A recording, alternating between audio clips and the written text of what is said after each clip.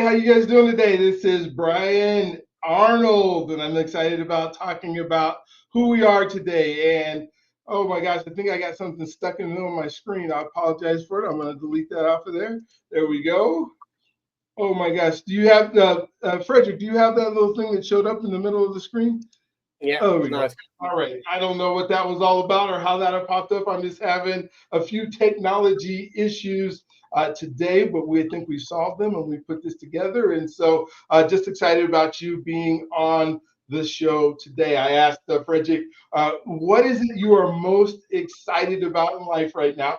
And he told me that it's doing this podcast, and he lives for the moment and he lives for right now, which I'm just so excited to have him here and be part of it. And so when we think about living boldly with purpose and thinking about folks who are all over the world, Fred is coming to us from the other side of the world. I believe you're in Stockholm, correct?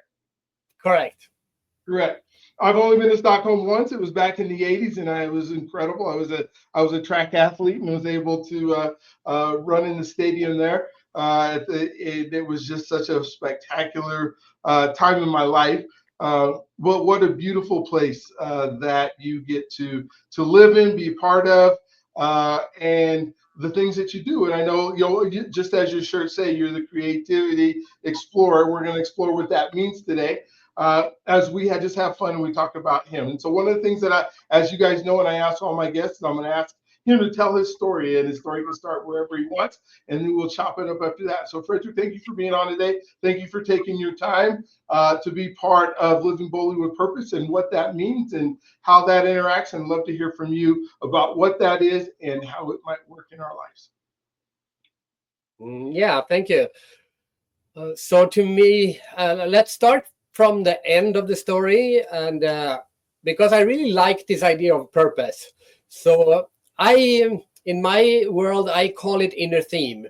So what is an inner theme? And an inner theme is a message that drives you, a message that everyone needs to hear, but only you can deliver. So in my case, my inner theme is humanity to the power of ideas. Humanity to the power of ideas. And that might not mean a lot to anyone else, but to me, it means a lot. So what does it mean to me? It means that I believe in the potential of human creativity, and I wish and I want everyone to reach their full creative potential. And thus, I am the creativity explorer. Now, what does this mean? It means I've spent the last 25 years traveling around the world and interviewing really, really creative people about their creative process and try to understand more about creativity through these interviews with people. And I've done that now in 76 countries on 6 continents, and I more or less interview one person a day. And the whole purpose is, and this again comes down to purpose, I want to understand humanity through creativity, and now I want to understand creativity through humanity. What I mean by that is I want to understand creativity by interviewing all kinds of people. So not just heads of innovation and CEOs, and not just artists and dancers. I interview these people as well. But anyone, it can be a tourist guide in Oman, it could be a taxi driver, a chef, anyone, anywhere. I just want to learn from them. It could be the people in the slums of Manila. The idea here is to understand every aspect, every facet of human creativity, and then to communicate what I've learned to other people. So to explore means to venture into unknown territory in order to learn more about something. So I explore the world of creativity. How did I end up here? So I grew up in a family where creativity was very important. My mother was a teacher. My father was a music teacher, but also a musician. And he played 10 instruments. He played the saxophone, the clarinet, the flute, the drums, the piano, the bass, the guitar, all kinds of instruments. And he was an extremely creative music teacher. That kind of teacher that people would come up to me still as an adult and say, Fredrik, I had your dad in school. I still remember him, that kind of a teacher. Actually, both my mom and my dad were teachers like that. They're very creative teachers.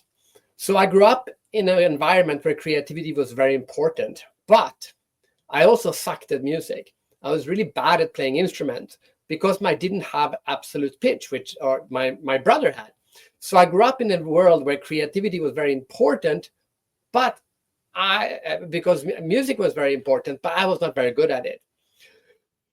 And for the longest time, I felt that was like a deficit until many years later, when I was like in my 20s, and I discovered the internet, and I started an internet company.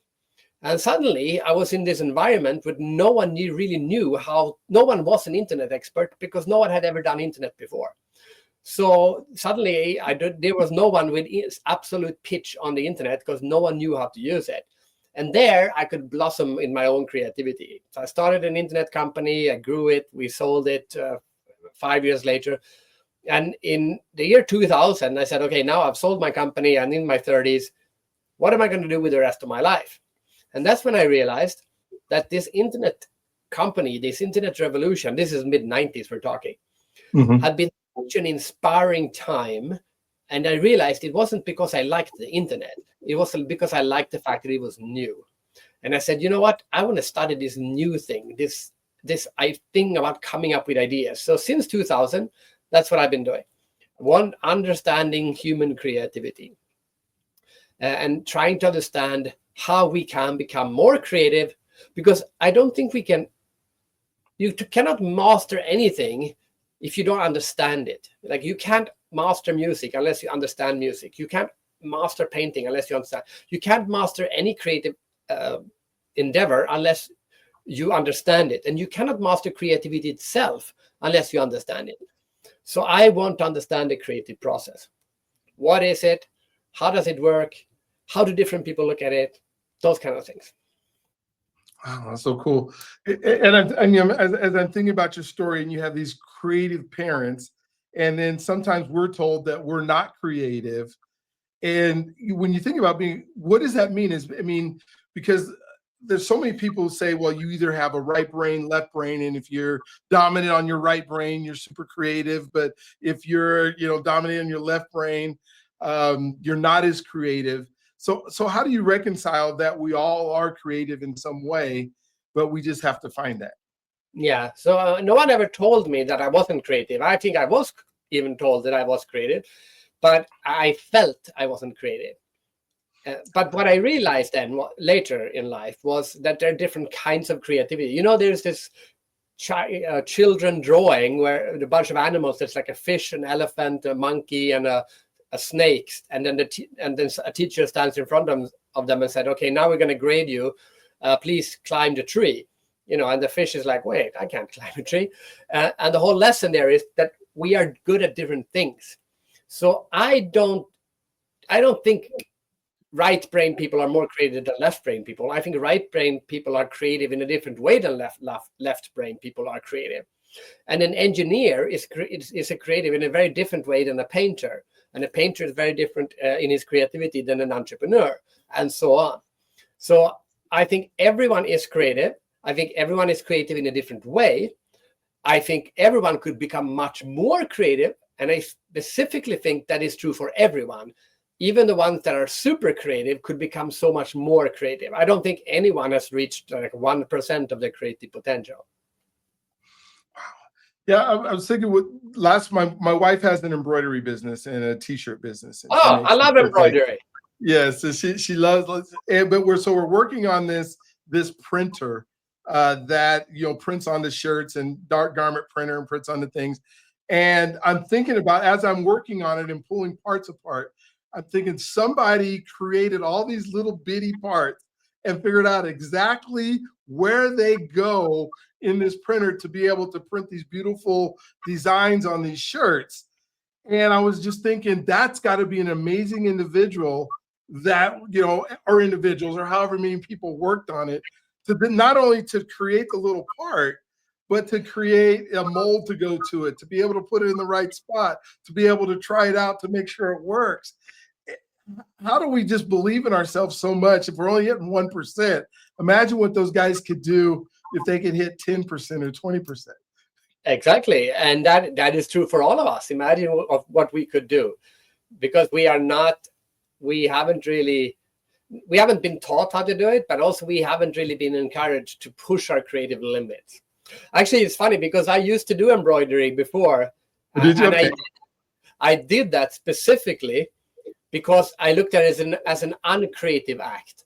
Because if you have a pattern and you need to follow this pattern exactly, and if you do one mistake, you have to start all over again. It's a game of focus, but it's also a game where it's not about being creative. It's about following instructions to the T. And I needed that as a balance to all my other creative ideas. So to me, embroidery was this beautiful way of calming the brain down, which we also need. Yeah, it's so cool because I think she's so creative, but I do like sometimes they will send the logo or they'll ask her to send the logo, and then she has to create the digital design in order for it to be able to come to life. Which I had never thought about. Yeah, for most of the time, the pattern comes there, she puts it on the machine and it does its thing. And whoever the digitizer is who put it together, that was the creative genius and what types of stitches and whether to use a statin stitch or a different stitch or whatever it is to make it happen. I think your wife is what you're doing is a very creative business model. What I'm talking about is when you buy a pattern and then you have to follow that pattern to the T, and as you embroider by hand, it's like you go down like this, and then you follow exactly the pattern. So that's a different kind of embroidery. That's the one I was doing. She knows how to do it all. I mean, I remember her doing hand stuff and then getting excited. Now our basement has been taken over by all these, incredible machines that have been made to be able to create these designs. But the other thing I was thinking about is my son, he works for an organization called Pixar, which makes a whole bunch of movies that people enjoy. And when Steve Jobs put Pixar together, or at least the building that he's in, he built this tunnel that's down the middle. And then on the right side of the building, where is all the animators and the people who create the images and the designs and all the cartoons and, not necessarily do the audio's in the very back. And then on the left side is all the technical people, the people who actually make all those things, move and animation and all that stuff to happen, and the servers and, the internet folks and all those folks on the left side. But what he did, what I thought was unique is there are no bathrooms on either wing, not right or left. There are no places where you can eat. There are no places where you can hang out on the right or the left. Everything that you do that, all the bathrooms, all the cafeterias, all the couches, all the places you hang out are in the middle, because he wanted to force the right brain folks, what we call them, the left brain folks, to come together to create these. How do we do that within ourselves? I mean, is there a way to take our right hemisphere or left hemisphere and then go down the middle and make them meet? Or how do you do that when you're in this process? Yeah. I also think that is why the internet revolution was such a creative time in business, because people came from management consulting, from IT, from design, from all kinds of different industries, and they all met and created internet companies, and everyone was equal because no one had been there before. It's kind of like when there is an earthquake and a new island that comes out of nowhere, and then there is no fauna, or there's no animals or no plants that decides what this island is about. So everyone who comes just gets to try to do whatever they can there. So I like when you made. So I guess the lesson there is to mix yourself up, right? So don't just spend time with people who are like yourself, right? If I like that, like for example, I'm a speaker, so the best thing with being a speaker is that you get to go to a lot of different conferences. Like I would speak at an accounting conference, and then I'll speak at an IT conference and an advertising conference. So every time I go to work, I go to a different industry conference and I learn what they are talking about at the moment. And so it's a beautiful way of getting insights in how plumbing conferences. What's the latest in plumbing? And they will talk about. I actually heard once. I didn't speak at this conference, but another speaker spoke at this conference. This was a plumbing conference, and they had invited a doctor who's working with those, when they do the heart stents, they put in a stent because they need to put up the whatever, so you don't get a heart attack. Yeah, so they had invited one of these doctors to explain how they use the stents in humans to get rid of the clogs in our sewage systems or in our veins. And they would say, what can we learn from doctors that we can apply in how we clear the pipes in people's homes? So that, like, we have a similar problem. We have clogged pipes. So let's see how the doctors are solving it. I think that was a beautiful example of saying, let's bring some other people in here and see, because normally a doctor and a plumber would say, oh, we have nothing in common, but they say, you know what, we act. So the trick here is to find, what do you have in common with people that you have nothing in common with? There you go. Now there you can start looking. That's such a great example of two industries that need to come together, and the doctor doesn't really know how to do what he does if he doesn't understand how liquid moves and stuff. So that's what a great example. Exactly. And if you're creative, you can always find out, like give me two jobs that have nothing in common. Just give me two examples of two jobs that would have nothing in common. A pilot and a landscaper. Okay. All right, good. So now let's try to find what is the connection between a landscaper and a pilot. Okay. So let's see. Well, it's a tough one. They seem to have nothing in common, but a pilot, before they fly, they need to plan, right? So they do flight plans, and that's actually where they get all the weather information and all of this thing. So if you are a gardener, maybe you should look into how can we get weather information, and can we draw like maps of how the weather is going to be in this location I'm going to garden. Before I start planning the garden, maybe I should look at more of the weather patterns, just like a pilot does before he flies his plane. He looks at the weather. Before I plant my garden, maybe I should look at the weather patterns over the 365 years of a year, and let's see what I can learn from that. Right, that's just a quick example of trying to find a connection where there is none, which is basically the whole idea of creativity. There's always a pattern. Yeah, no, that's so cool, because I was just thinking, just when I said that, like, okay, a landscaper needs to plan where to put the certain plants that will do well in whatever that sunlight that hits that part of the field. Whereas a pilot, same thing, when he's making his flight, he's got to figure out what the high altitude, what the, everything is that he has to go to make sure that flight gets there efficiently in his plan and doesn't run into some of the weather. So what a great example. So how do we do that as we're, when I think about relationships and how important relationships are, and being able to find things in common, do you do some kind of that same kind of exercise as part of the creativity of creating great relationships, is finding out what I do have in common? Because I think so many people spend so much time figuring out what we don't have in common than what we do, right? Well, here's an interesting. I like to tell this story. Actually, I do this in my speeches, and it's about, because the answer to your question is curiosity. Right? Okay. Curiosity is the skill of trying to find out something about anything. But if we're talking meeting someone, if you're curious about this person, you are going to find out interesting things about them, right?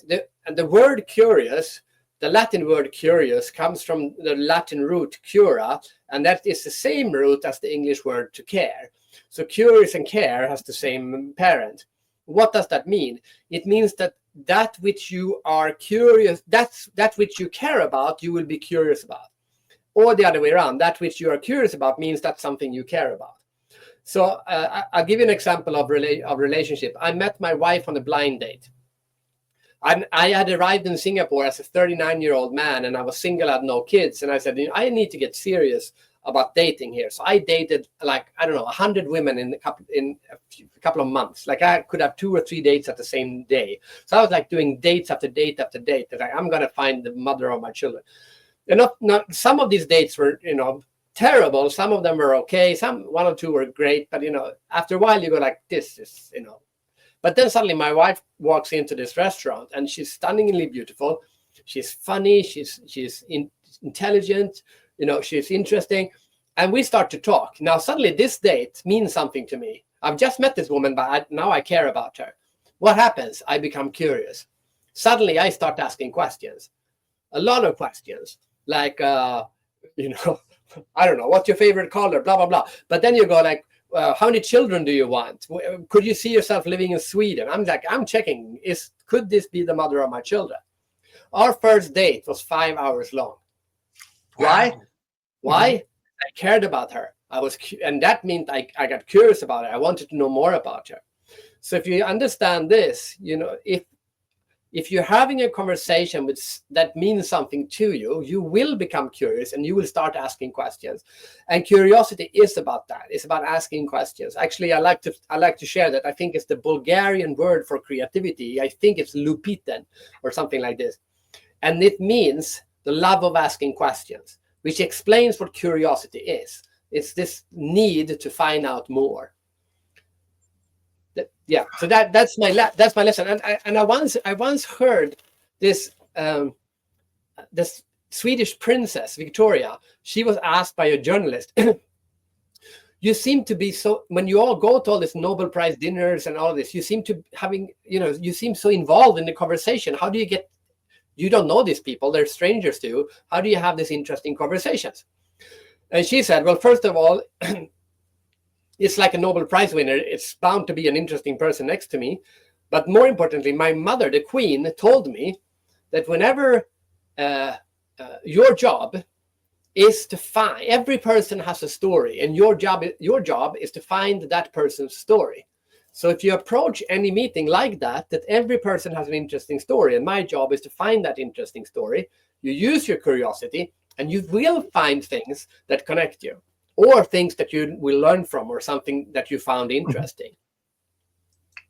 So when I think about this, because I've heard the saying, and you probably have heard it too, people don't care how much you know until they know how much you care. And so, but there's so many people when they enter into conversations that spend their time thinking about themselves and don't really care because they want to get their point across, or they want to make that sell, or they want like they come into that conversation not curious because they don't care about that other person. I mean, so how do we help people like realize, no, the most important part of your conversation is to understand the person you're talking to first before you start trying to give a message or something like that. And there's also that other saying, right? The way to become interesting is to become interested. So if you are really interested in learning something new about another person, then you can have this long. If you start asking questions, and you can have a person talk about themselves for a whole dinner, and after they will say, "Oh, thank you, you're such an interesting person." You haven't said anything. You just let them talk about themselves. But more importantly, you've learned something, right? So if the idea is I want to find out something interesting, that should be the approach for the conversation. I want to learn something. Yeah, I think one of the reasons that I do a podcast, and maybe one of the reasons that you do a lot of speaking or talk to people, is because I get asked those questions. Like I get to care so much and be so interested and find questions, and I love hearing people's story, and I love to find out so much more about, because then I feel like my relationships are so much deeper, and then I can be more. Yeah. Can I ask you why? Why do you feel you have to do that? I guess because that curiosity that you just talked about is I want to know so much more about people, because I feel sometimes that I get, that's a really good question as to why, is because I don't think I can be complete unless I have really good relationships. And so I guess it is my alternative motive to have really good relationships, because I think that's what's going to make me a better person. Okay, and where does that come from? Because that's a very unusual answer. Yeah, I think it just comes from experience of doing it. The more that I do it, the more I love it. The more I love it, the more I want to do it. The more I want to know people. And I think it helps my creativity, because I get to find out what other people are doing and how other people solve problems. And I don't know, maybe that's just me. I want to solve problems, and I want to solve problems for people, or what problems. If you're not solving a problem for a person first, to interact with the person better, then what problem are you solving? I guess is my thought process. Because if it doesn't help us to be better people, then it's not worth. I don't know why we've even solved a problem if it's not. But that was a really good question. Now you're interviewing me, and I don't. have the answers. I love it. This is so good. But yeah, I mean, it's so interesting because I think everything does boil down. And you were an internet guy and you started an internet company. And I'd love to hear your take on how the internet has affected our relationships and affected our creativity. Has it given us much more? Has it given us less? Has it just changed the way we do things? What are your thoughts on that? I think done right, it's been used right, it's been an amazing help for creativity. Think about it this way. Creativity is combining things. Like the iPhone was a computer and a telephone combined, right? But in order to, for example, like this, let's say 40 years ago, you wake up in the middle of the night and you say, oh my God, I want to create a 1960 Italian inspired chair. Okay, now you want to do that. How would you find out? Like, how would you know what Italian chair design in the 1960s looked like 40 years ago? What would you do? You go to the library, you drive down to the library and say, do you have a book on Italian design? And say, no, we don't, but we have one of European design, and there's 2 pages about Italian design. And you borrow the book, you read those 2 pages, and then that's your input. Now based on that, you start designing your chair. Now you go Italian chair design, and then you ask ChatGPT, what is the characteristics of Italian chair design? And in 0.2 seconds, you have 10,000 pictures of Italian chair design from 1960, and you have this exact description from ChatGPT telling you what Italian chair design from the 60s was like. That took you 0.2 seconds. Now you can focus the rest of your 2 weeks or whatever time frame you have on designing that chair. So I think it's been amazing. It's been an amazing tool for doing research, finding information, and then when you get your product out, I read this. There's this. Have you heard of Gravity? This guy, English guy, who invented like an actual X-Man suit. Rockets on his back and on his arms, and he can literally fly like Rocket Man. It's amazing. Google Gravity. Okay.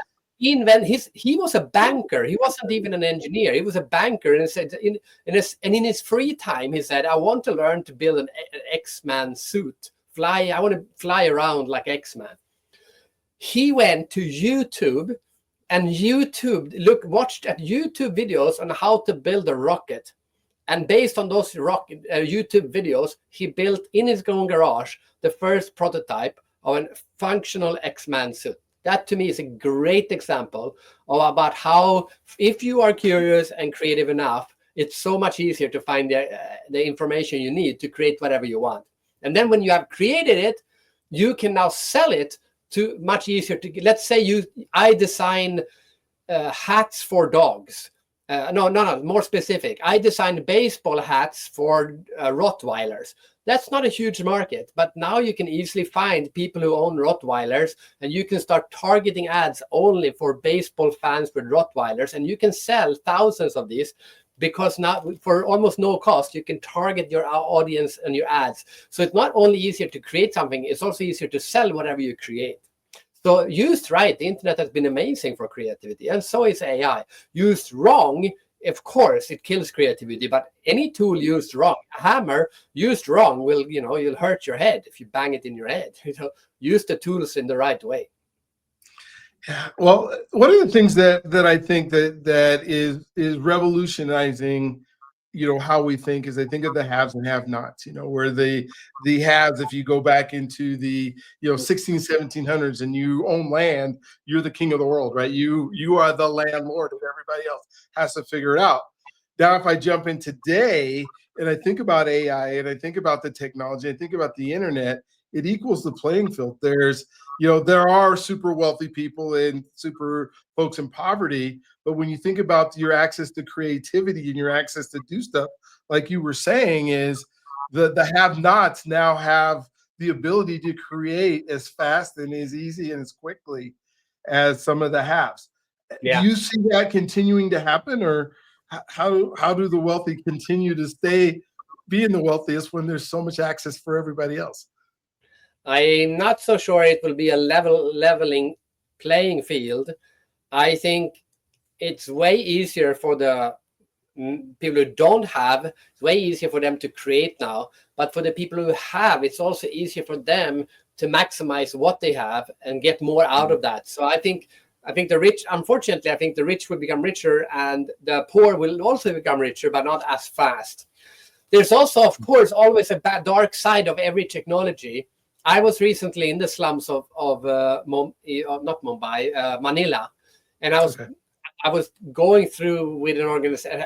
I support an organization that helps the people in the slums of Manila, and I was walking around meeting the people that my money and other people's money is helping. And I asked the organizer, I said, "What's your biggest problem right now? What do you think it is? What is the biggest problem in the slums of Manila right now? Take a guess." Food? Yeah. Having That's what you nutrition? think, right? Nope. Yeah, you think food or maybe water. No, do you know what the biggest problem is? Mobile phones. Really? So what's the problem with mobile phones? Suddenly, mobile phones are now so cheap that even a poor person can afford to have a mobile phone. Unfortunately, they don't understand exactly what a mobile phone is. So here are now people walking around in the slums of, let's say, Manila, giving mobile phones to little girls who are like 12 years old or 15 years old and saying, "I'll give you food or a little bit of money if you film yourself with this mobile phone." And they do. Oh, wow. They have no idea what's happening. And suddenly people in the rich world or anywhere actually will now use these young girls, and the parents don't even understand what the internet is, and they've never heard of video streaming porn sites, but that's what the girls are doing, and they need to educate them because they're ruining these girls. So here you have this wonderful, beautiful technology called internet, and what we're doing, we're using video to get to know each other across the world. Is brilliant, but used wrong, this technology can create bigger problem that we could, and then even bigger than we could imagine. That's not what we think would happen, but that is unfortunately what's happening. Yeah, because you think of creativity doesn't have, it's neutral. It doesn't have a good or bad. It's how we decide to use our creativity, right? Well, yes and no, because I would say creativity only has a good. Creativity is doing something in an unusual way, in a way that makes the world better. Unfortunately, the definition of, because if it's unusual but it doesn't make the world better, it's just different. It's not creative. But the problem is that who defines if it makes the world better? Osama bin Laden thought flying 2 planes into the World Trade Center was making the world better because he had a delusional idea of what make the world better looks like. But from his perspective, it was creative to do that. In some other people's perspective, it was not creative to do that. It might have been brave, it might have been unexpected, but I don't think we'd call it creative. So we have to say, from the person's perspective who is doing it, if that person thinks it's making the world better, it is creative. Otherwise, it's just unusual or unexpected. Gotcha. Well, and I think of just, the example that you just gave. I can't imagine that somebody would think that it was creative to find a way to get little girls from Manila to take pictures of themselves. But then that's just pure evil, and that's not making the world a better place, right? So it's you have people all over the world. Epstein comes to mind, that is using. There you have a billionaire using underage girls for whatever. And I mean, in his mind, I'm sure he said that this was making his world better, right? It wasn't, but in his delusional mind, it was. And unfortunately, of course, a lot of people are doing that because that's the only option they have to put food on the table. So I'm not saying doing that is still right. I'm saying we need to be aware of how this technology is being used. I once interviewed a person who worked with Al-Qaeda in Africa. Like, he met with these people. He's working for a Christian organization. He goes down and tries to befriend the Al-Qaeda soldiers, trying to understand how they work. And do you know why 95% of people fight in Al-Qaeda? It's because they get paid $500 a month to do it, and they have 5 kids at home, and they're starving. And they want nothing else And they say, what would you like? If we could give you a different job, would you take it? He would ask them. And I go, yeah, of course I would. Of course I would. And then he said, he told me, it said, so I asked them, what other job would you like to have? They said, there is no other jobs here. So what job would you like to have? You know what the most common answer was? One that pays. Yeah. The most common answer was helicopter pilot for the American Air Force, because that was the only other job they saw. There's some helicopters flying above. Yeah. Oh my gosh. Okay, maybe I don't think we can make you a helicopter pilot, but how about I teach you how to be a bricklayer, and then we'll find an organization like the UN or something, and that will come in and will pay you to build houses. And now people will get houses and you get paid to be a bricklayer, and you can go home to your kids and feed them. Would you rather do that? And I'll tell, of course, I'd rather do that. And then they do that. So the only way to beat a bad idea is to make an even better idea. People are seldom doing really bad things out of evil. Some people do, but very few people do. Most people do it out of necessity. Yeah. Well, and one of the things that you just said that kind of puts me there is you talk, when I think about identity and who we become, and you said the word, my world, or, to make my world a better place instead of our world a better place. How do we help folks, well, whether it's through creativity or just understanding that it's our world together that we're trying to make better? Because I guess first with the ego, we got to make ourselves out of necessity whole enough to be able to help somebody else. But how do we get there through the process? Because when you're only thinking about you, it is real easy to do things that would be out of necessity to make sure you're talking about taking care of us family. So family is still part of our world, but so many of us focus on ourselves so much. Yeah, I was once in North Korea, and I asked the guide, because the guide had been going back and forth for 10 years. And I said to him, you've been going back, tell me something that I will never understand in being here for like 7 days, but you have understood being here for 10 years. And he said, you have to understand they are just like us. 80% just want a good life for themselves, for their families, for the society, for their country, and for the world. And 20% are assholes. And that's true everywhere. The problem is that in some countries, the assholes are in charge. And that says a lot, right? Now, what's the answer to your question? And this has nothing to do with creativity, but it is something I've been thinking about a lot. You said, like, we care about ourselves, and we also care about our family. So it's like an onion. You have different layers. Like, you have your own layer, and then you also have your family, right? I have a wife and I have 3 kids. So I care about myself. I met my wife. I still care about myself, but now I also care about her. Then we have children. Now I care more about the children than I care about me, but I still care about me. I care about my wife, my children, myself. And now they go to school. So now I care about the community. I care about my neighbors. I care about the city I live in. I care about the country I live in. Everyone understands these layers. And then you can add maybe religion to it, or ethnicity to it, or something like that. And people have different identities, and we say we care about this. Now, the only thing we now have to do is to add one more layer on top of all these other layers. And everyone understands that we can have all these other layers, and we are totally fine with it.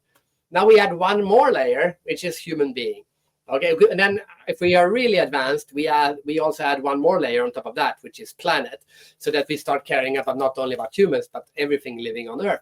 But if we add human to it, we get a totally different perspective on everything, including who has made my shirt, and did that person have decent work conditions? Because now a lot of people don't care about that, and the only reason they don't is because they stopped the country.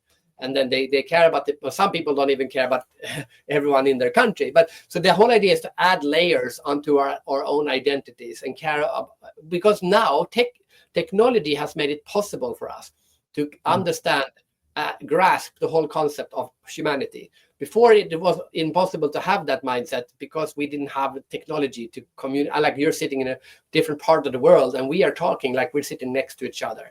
We can finally do this now. And when enough people do this, enough times, it will be as natural to care about an earthquake in California as an earthquake right next to where I live. It won't, but it's a higher level of thinking, but that's where we have to end up.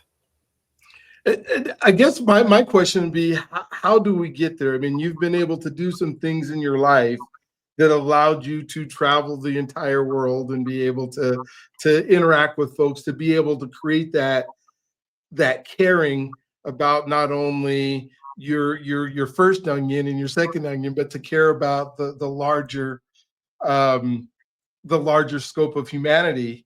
What do we need to do as human beings to be able to get to those levels? Or because we spend so much time, I guess you at the beginning thinking about that first onion ourselves, what does education, what is it that we begin to do that allows us to start taking on more? That we're getting deep into the difficult part here. I think we should. What we need to do, we need to try harder to do that. And if it's not, no one is able to do that all out. Like, even if you just go down to the lowest level, like just family, and there you have family members you care less about, and then family members you care more about, or you have neighbors you care less about, and neighbors you care more about. So then the point is not that you need to now care about every person on earth. That's not the point. The point here is that we need to be able to take different roles and think about, maybe it's in the best interest of me and us if we also make sure that everyone has the same, everyone who makes something that I use had a decent work environment. For example, I think I heard, I think it was IKEA, IKEA, the Swedish furniture, and the unions of IKEA said that we want everyone who does anything for IKEA to have decent work conditions, like regardless in which country they happen to be. Or Spotify, the Swedish company Spotify, he went into America and said, in Sweden we have paternity leave and maternity leave. I know you don't have that in America, but in Sweden we do, and it makes a lot of sense to let people stay home with their kids when the kids are young. I mean, society will win on it. So they say, if your government not going to do it, well, we're going to make sure that everyone who works for Spotify will have maternity leave and paternity leave. So they just decided to implement that anyway, which I think is a beautiful example of this mindset. That let's create the same rules for everyone in Spotify, regardless where they work. That's it. That's a different way of thinking. Yeah. One of the things that I believe maybe stops us or hurts us a little bit is this thing called comparison. And we always are comparison whether it's our creativity or we just look online and we compare our lives to the lives of people that we see online, or we compare our income to our neighbor. We spend so much time comparing. Is that a good thing when we try to move forward, or is it something that technology is even aspirating even more, saying this comparison tunnel that we go in is ruling our lives in some ways? Yes, there is, like every tool, if you use it wrong, it can be wrong. I think, isn't that they say about the salaries of CEOs? They wanted to get everyone to communicate how much they were paying the CEOs in the sake of transparency, but then the CEOs saw that they were not being then as highly paid as the others, and then they started raising their salaries, right? But what did you call a comparison? So I have an identical twin. Like we look exactly the same. We are actually even mirror twins, which means I'm left-handed and he's right-handed. My hair goes like this, his hair goes like that. If you take two photos of you and you put them like this and you hold it up to a lamp, you will see differences because your right face is different from your left face. But if you take two pictures of us and put it like this, it's perfect, because my left face is more similar to his right face than my own right face. So we're extremely similar. Why am I telling you this? Because when I was growing up, I was always being compared to my twin brother because people couldn't tell us apart. Now, there's two ways you can react to this. You can either say, "Oh, I'm always comparing. I need to be as good as him," or "Why am I not as good as him?" That's the negative side of comparison. Or you can do what I think me and my brother did. We said, if he did something, let's say he went parachuting, I would say, well, if he can parachute, I can parachute. Mm-hmm. And then I went parachuting. So if the positive comparison is, if he can do it, so can I. Right? Then it it pushes you to do things that you didn't think you could be doing. Yeah. I guess when I think, why on earth would you use something like a comparison in order to beat yourself down? Like, I mean, the classic example, I don't remember now, but is it the 3-minute mile or whatever it was? Like, people thought it was impossible. Yeah, and suddenly someone did it, and after that, a bunch of people did it, right? That's positive comparison. Well, it seems it's possible, then maybe I can do it too, and people did. Or someone said it's impossible to do a loop in a surfboard, like a windsurfing, and someone did, and now they do double loops and triple loops because that's positive comparison. So yes, comparison is great, used right. I love that too, because I, as I think of, I have twins that are my boys. They're not identical, but there's such comparison and competition, which I think competition is great. But what I also see when as a professor and a teacher, when folks don't use it, where they look at somebody online and see their best life, and then they want to compare their best life to the life that they're living right now, which there is no comparison. And they say, well, if they can do it, I can do it too. But they don't get to know what that person did in order to, all they see is the result. They don't see. So does the internet help us be able to find out, okay, what is it that person actually did that got them to where they're at? And can I compare and do that? Or do I just look at myself as a failure because I'm not able to do what they're doing right now? Yeah, but I also think that, I think positive comparison is not a bad thing. But from a creativity point of view, we shouldn't really compare ourselves with anything, because whatever you have done is you. Like, creativity, when you start saying, like, if you start painting something and you go like, oh, that person's painting is better than mine, how is that going to help you, right? You should just paint whatever you want to paint. And I like to say the creativity is being uniquely you. That's the whole idea, right?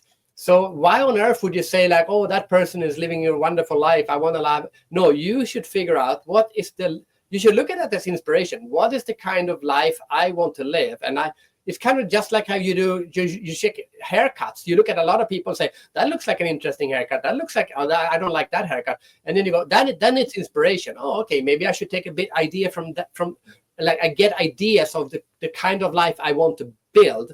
But when you say, I want to have Jennifer Aniston's haircut because I want to be Jennifer Aniston, that's stupid. You should use inspiration in order to create the life you want to live. Like I'm filming this because I live on an island. That is my passion. I want to live on an island. That's my dream.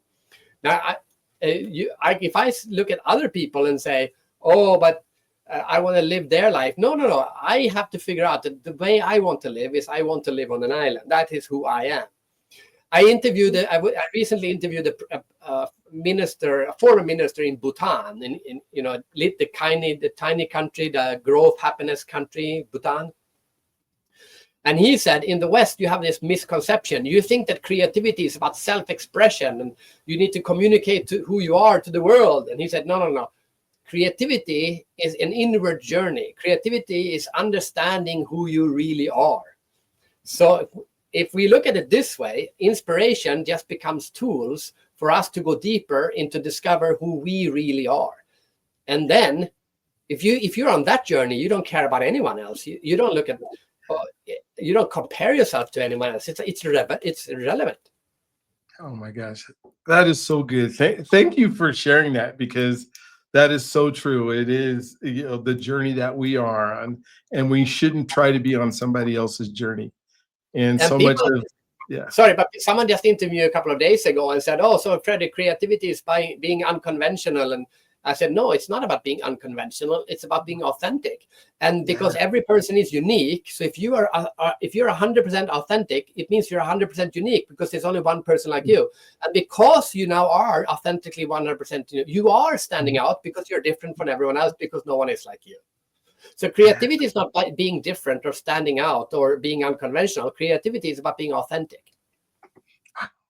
I love that. Thank you. I mean, we talked for this hour just to get to that incredible point. that I think was so important. It's been such a great time. I've been so selfish because I have enjoyed this conversation that you and I get to have from across the world, and learn so much more about you and your thought process. And it will change who I am.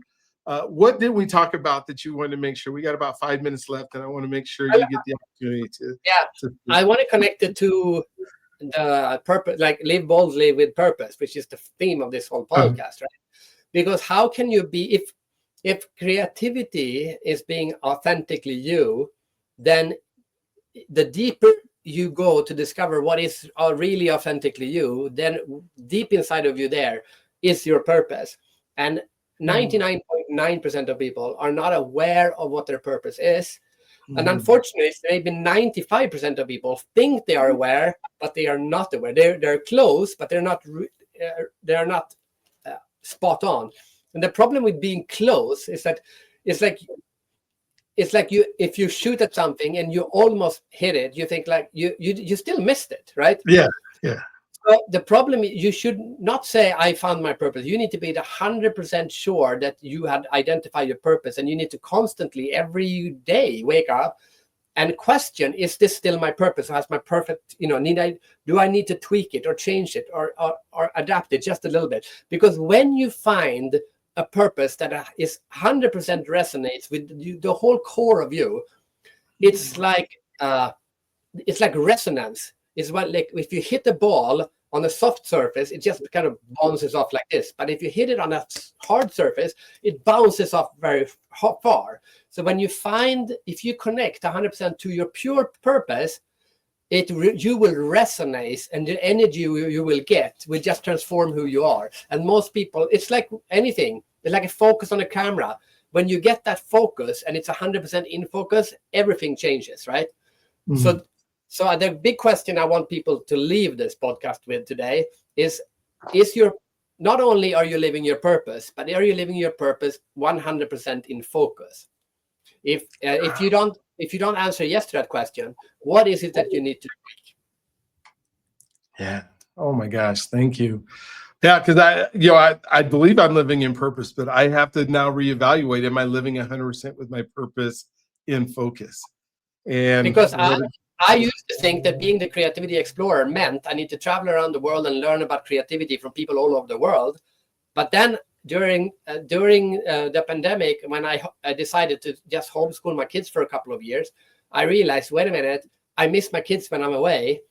And now what, am I going to travel or am I going to be with my kids? And I realized, wait a minute, I actually don't have to travel all the time in order to learn from people around the world every day. I can do what we're doing today. I can also do it on Zoom and on FaceTime or whatever. And then I said, Fredrik, you don't have to travel the world all the time. You should still travel some. I go to 15 to 25 countries per year, but I need to every day learn from someone somewhere in the world. And I do that for almost every day. I have a Skype call with someone somewhere in the world. So I'm still exploring creativity, even though I'm not traveling. So I tweaked the explorer doesn't means physical transportation. It means mental transportation. Oh, I love that. I love that. How do folks get to have you come as a speaker, or get a hold of you, or see your websites, or see what you're creative about? How do people access you? Just Google the Creativity Explorer, thecreativityexplorer.com, on LinkedIn, the Creativity Explorer. That's where they find me. Oh, wow. Well, Fredrik, thank you. It has been a pleasure. This has been I should say that there's a book coming out. It's called The World of Creativity. And it's about what I learned about creativity from people in 37 countries. So I recommend that one, The World of Creativity. The World of Creativity. All right. They can get that on Amazon or whatever else. Yeah. Oh, I love it. I love it. Again, thank you for being on. I know you're on a time crunch, but it just the amount of information and just learning that took place today. So excited. If this is your first episode, go ahead and click the notifications. I hope to talk to Fredrik again sometime, and go visit his website and see the things that he's doing in the 37 countries he's been to. When he says he goes to 15 to 20 countries, that's like every other week that he's in another place learning about other folks, so that he can share with you so he can say, like what he said, is make the world a better place. And so I hope that we do that. Don't forget your God's greatest gift. I love you if you allow him to, and I can't wait to talk to you guys on the next one. You guys have an amazing, awesome, incredible day. One last word, Fredrik. Keep exploring. I love it. Thank you. You guys, talk to you soon.